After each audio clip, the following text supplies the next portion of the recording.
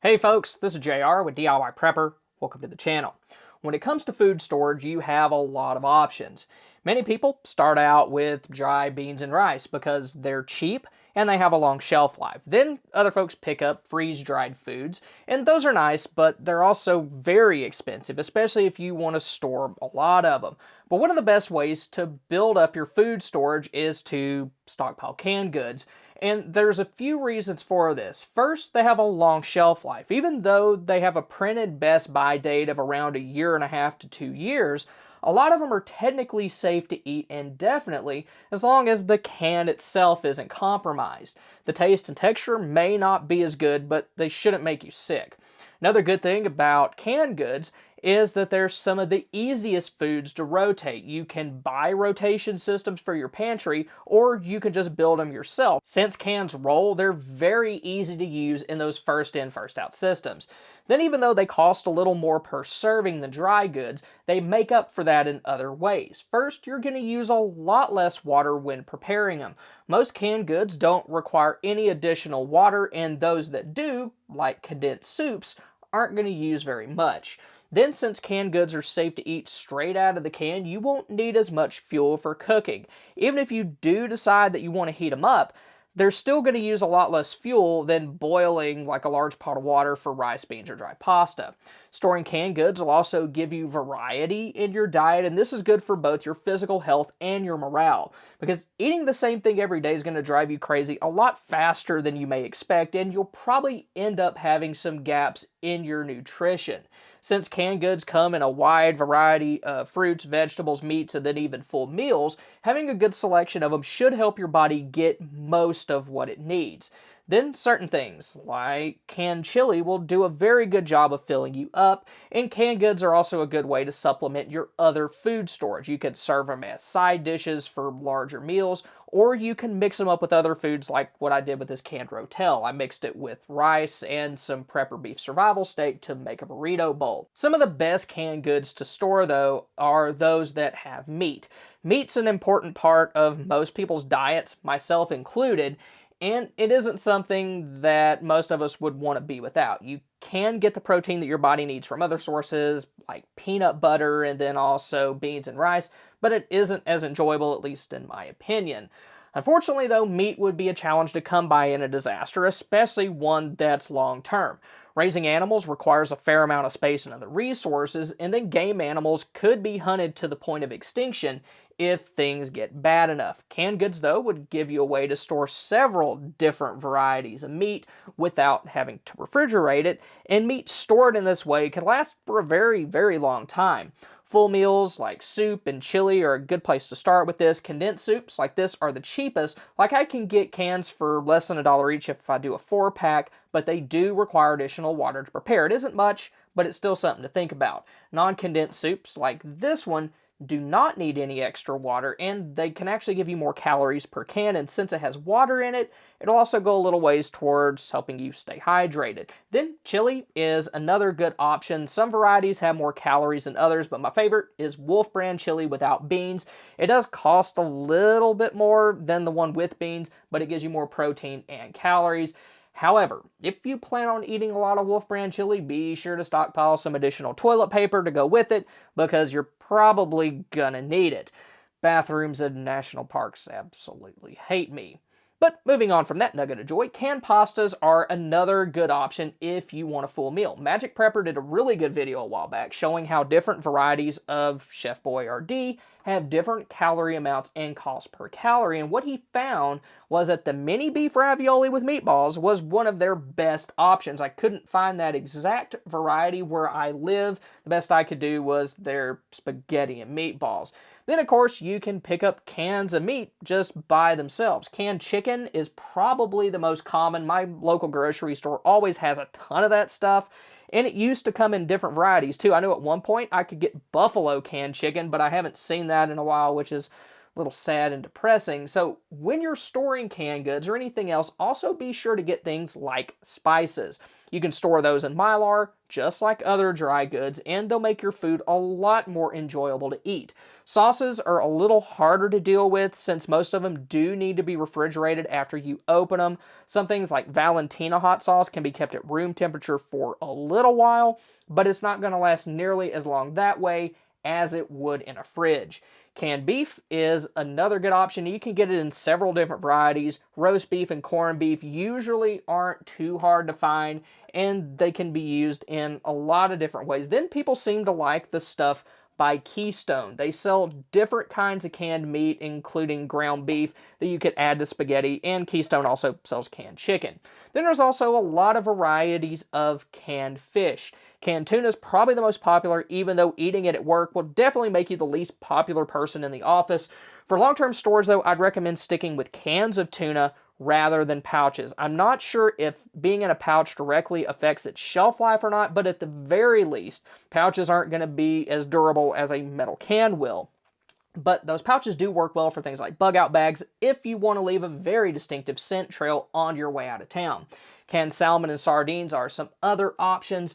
Even though most people don't really eat sardines anymore because, well, gross, the oil that they're packed in can be used to help cook other things like potatoes, so that's good. Then most of y'all are probably familiar with Spam and Vienna sausages, and those can be used for food storage, but I only do that in small amounts. They are processed meat, so they're pretty unhealthy. Corned beef can be problematic as well since it has sodium nitrates, which have been known to cause heart problems. So if you store those, only eat them in moderation. You don't want to survive the alpacalypse, only to be taken out by a coronary shortly thereafter. If you like pork, then you can get some canned ham. That's another option, but it's still pretty unhealthy. Then, even though canned meats and meals are where you'll get most of your protein and calories, it's still a good idea to store some canned fruits and vegetables. They'll give you some vitamins and other nutrients that the other things won't, which can help you stay healthier. You can always take things like multivitamins to make up for any shortfalls, but another nice thing about having fruits and vegetables is that they can be used as side dishes, which will make meals feel a lot more normal. There's also numerous different options out there, so you should be able to find varieties that your family will eat. Peas are a good choice from a nutritional standpoint, so if you like those, then be sure to store plenty of them. Some of my family's favorite things to store, though, are canned beans, and we really like the Bush's grilling beans. They're available in a few different flavors, and what's nice about them is that they have barbecue sauce in them. It's a good way to get around the sauce issue that I mentioned earlier. You can mix these with canned beef to give them a little more flavor, as long as you aren't some weirdo that starts convulsing if your food mixes together. Doing that should be pretty nice, and if you are one of those people, just remember, it all ends up in the same place anyway.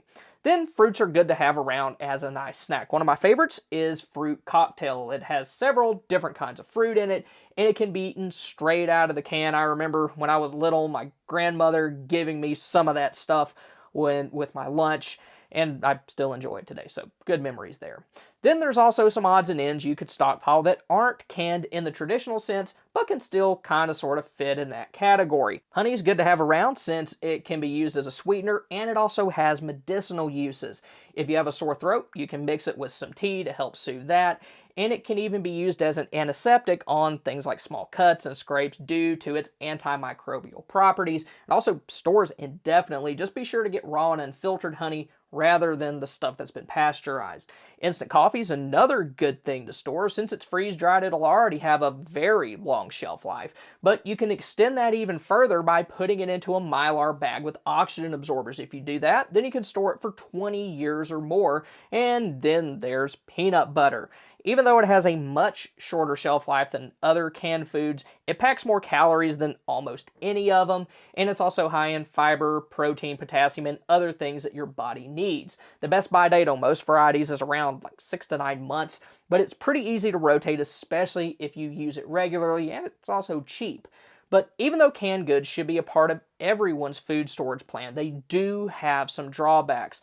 First, a lot of these aren't going to be the healthiest options out there. Many of them are high in sodium and fat, and while your body does need those things, you don't want to overdo it. Then, like I mentioned earlier, some things like your Spam and your Vienna sausages are highly processed, but at the end of the day, all that stuff is going to take a little longer to kill you than starving to death will. Just be aware of what's in your food and don't overdo certain things.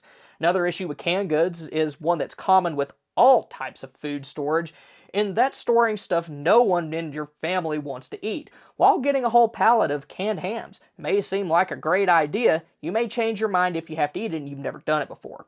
Even if you normally like things like ham, chicken, or beef, the canning process can change taste and texture enough that some people may have a hard time eating it.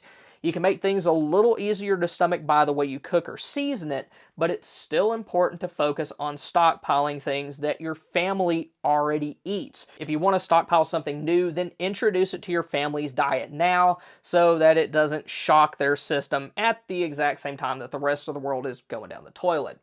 Then some types of canned goods have a high acid content which can reduce their shelf life. Things with tomatoes or fruit in them are going to have the biggest issue with this, so it's best to rotate through those more often. You may also want to store them towards the bottom of your pantry in case they leak. That way it doesn't make as big of a mess. Cans with pop-top style lids aren't as strong as other cans, and it isn't rare for leaks to begin there where the metal's thinner. But cans with pop-tops aren't the only thing to look out for. While canned goods should remain safe for many years, there are situations where they could become unsafe. First, look out for anything that may have compromised the can itself. Dents anywhere near the top or bottom of the can can cause the seal to break and allow air inside. This isn't a big problem if you drop a can right before you use it, but it can cause significant issues if it's left to sit like that for an extended period of time. Then rust is another thing that can indicate a bad can. At the very least, it'll show that the can is dealing with corrosion, but if it's near the top, it could also mean that the can is leaking. The food may be seeping out and causing the can to rust. Then also look out for more obvious signs that the can is leaking. If you can see juice actively coming out, then things aren't going well for that particular can. Just toss it. Another really big thing to look out for is bulging cans. If you see that happening, there's a very good chance that botulism is growing inside. It thrives in low oxygen, high moisture environments, and it's one of the deadliest bacteria out there. Then even if a can isn't noticeably bulging, if a lot of juice squirts out aggressively when you open a can, that can be botulism also, along with any food that looks foamy or has a foul odor. So just to keep it simple, if the can looks messed up, don't eat what's inside. Then even if the can looks good, but the food inside smells like butt or puke or looks slimy or furry, just go ahead and get rid of it. Now, if you want to see the main types of food that every prepper should stockpile, then click here. Or if you want to see 20 survival foods that never expire, then click here. Thank y'all for stopping by. Y'all have a good one.